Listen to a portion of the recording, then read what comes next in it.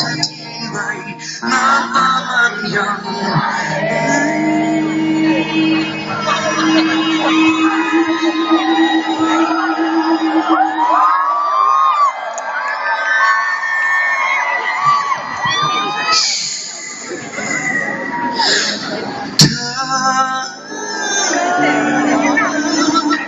เธอยังคิดถึงฉันไหมเมื่อสองเรานั้นยังต้องห่างไกลเวลาผ่านดังอีกมากเอาอีกคนไกลได้ยินรับดังอีกคนใจยังคงหวั่นไหวเขามองดูภาพเธอทีไรน้ำตามันยังไหลออกมา